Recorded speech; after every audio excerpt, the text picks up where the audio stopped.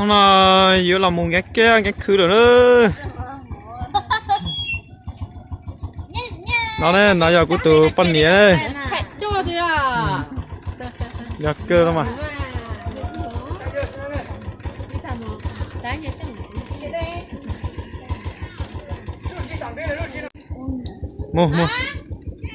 mua tao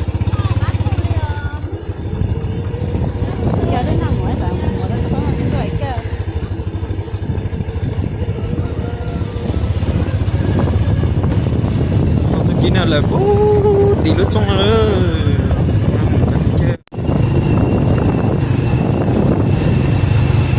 có mấy cái thế nào mà mấy cái thế nào món thế à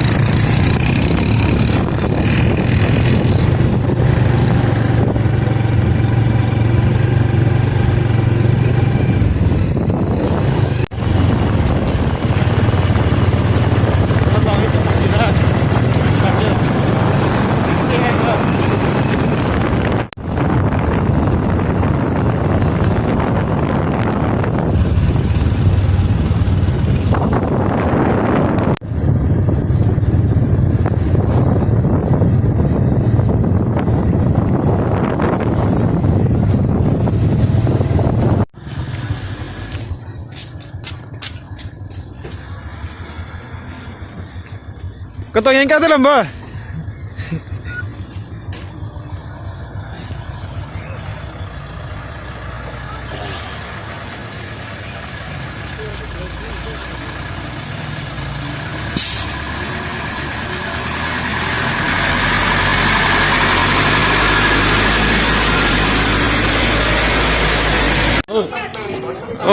này phi lên tôi nhanh cái làm bơ rồi chưa có tôi nhanh cái tao nói ba tao vô là chỉ chết này chứ tôi xí xí tao xí ra chỉ muốn chơi bao nhiêu là để đâu lên đấy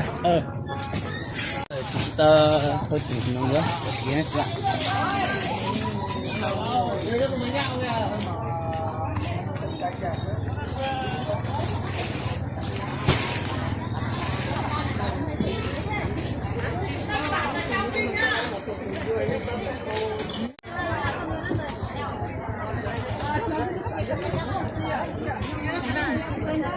这是火锅我长菜了，đấy có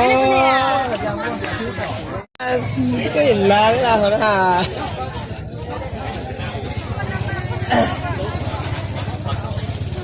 đúng rồi đó nè con kêu ôi giời giống chân tuyệt chưa ngon à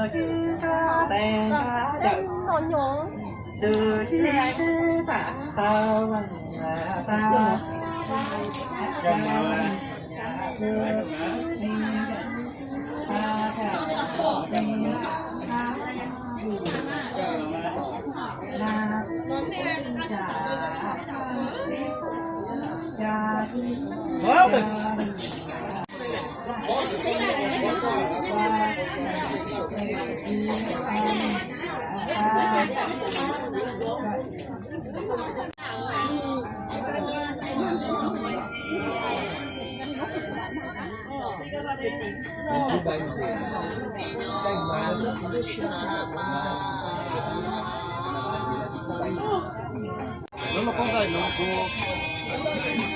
nếu mà con dày nó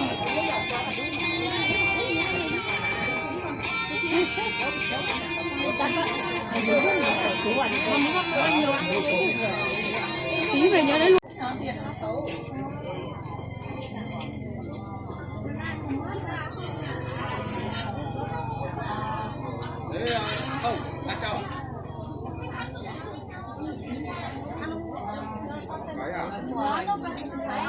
Là lắm quá.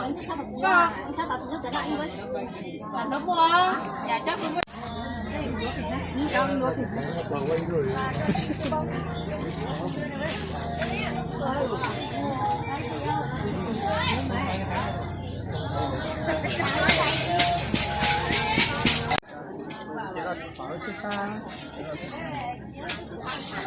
cái số cái mà cái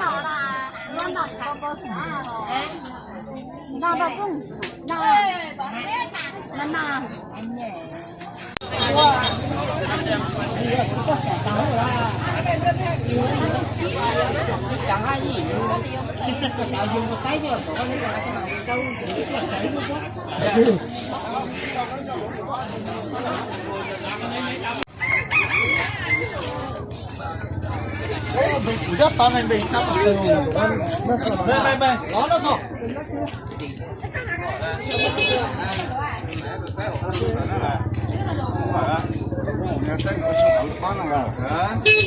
cái nữa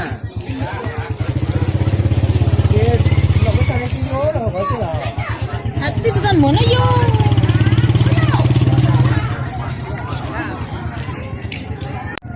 Mười nghìn chỉ ba thứ mà ba thứ thì chỉ có 10.000 tất tần tật mà tuốt tuần cái gì 10.000 ba khẩu trang cũng 10.000 ba bàn chải răng cũng 10.000 ba chiếc lược cũng chỉ có 10.000 hay ba dây buộc tóc cũng 10.000 luôn. Nào, tất tần tật mà tuốt tuần luôn cái gì cái đồ nữa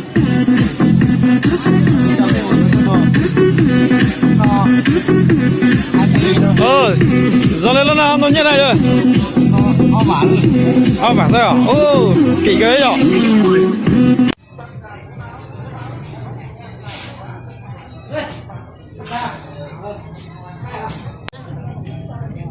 dòng xe tấn chứ cả phong gì nó sẽ tuần chỉ có thể là mà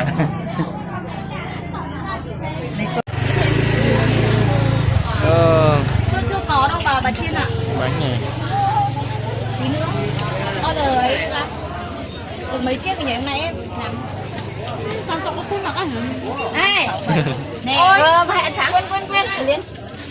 nạp bé cho phong gì nạp bé chưa biến rồi nó biến xin nó phá nữa cái này là bé còn tông này rồi đây là Đây chị đợi em tí. xúc xích Quên mất hai khách ở đằng sau.